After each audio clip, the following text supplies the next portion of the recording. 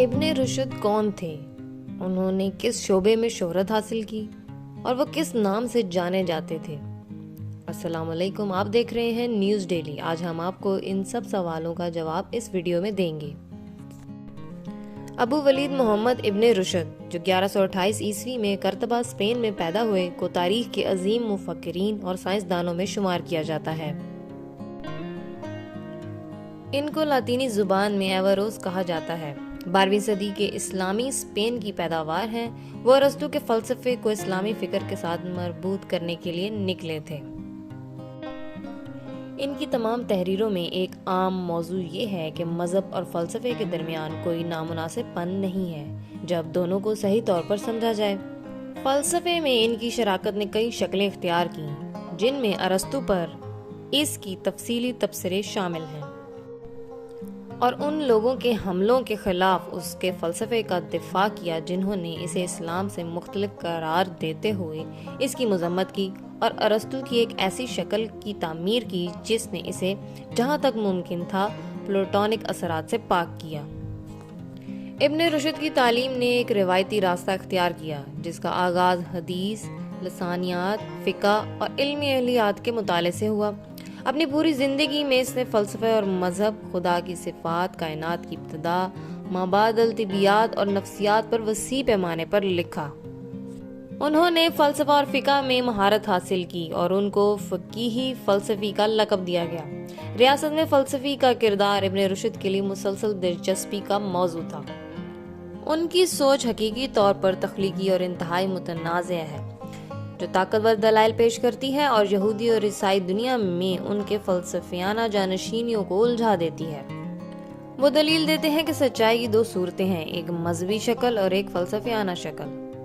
فلسفے میں ان کی سب سے اہم تصنیف تحفظ التحفظ الغزالی کے کام کے جواب میں لکھی گئی۔ ابن رشد کو اس کتاب کے لیے بہت سے مسلمان علماء نے تنقید کا نشانہ بنایا، جس کا کم از کم جدید فلسفہ اور تجرباتی سائنس کے آغاز تک یورپی فکر پر گہرا اثر تھا۔ تقدیر کے بارے میں ان کے خیالات یہ تھے کہ انسان نہ تو اپنی تقدیر پر مکمل اختیار رکھتا ہے اور نہ ہی یہ اس کے لیے پہلے سے طے شدہ ہے۔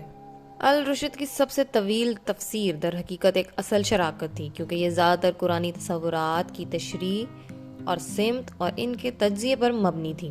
ابن رشد کا خلاصہ مختلف مسائل پر سابقہ اسلامی فقہ کی آراء یعنی کہ فتویٰ نے آج تک اسلامی اسکالرز کو متاثر کیا ہے۔ اب اگر ہم فلکیاتی شعبے کی بات کریں تو 25 سال کی عمر میں ابن رشد نے مراکش میں فلکیاتی مشاہدات کیے، جس کے دوران انہوں نے ایک غیر مشاہدہ شدہ ستارہ دریافت کیا۔ ان کا یہ بھی خیال تھا کہ چاند دھندلا اور غیر واضح ہے اور اس کے کچھ حصے ایسے ہیں جو دوسرے حصوں سے زیادہ موٹے ہیں۔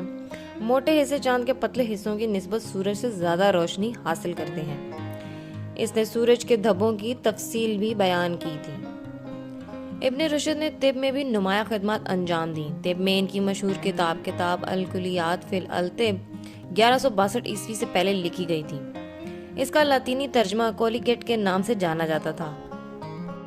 یہ کام 7 کتابوں پر مشتمل ہے، جن میں اناٹمی، فزیولوجی، پیتھولوجی، علامات، فارماسولوجی، حفظان صحت اور اس کا علاج شامل ہیں۔ اس میں ابن رشد نے طب کے مختلف پہلوؤں پر روشنی ڈالی، جن میں بیماریوں کی تشخیص، علاج اور روک تھام شامل ہیں۔ انہوں نے کم سے کم 67 تصانیف لکھیں، جن میں فلسفے پر 28، طب پر 20، قانون پر 8، الہیات پر 5 اور گرامر پر 4 شامل ہیں۔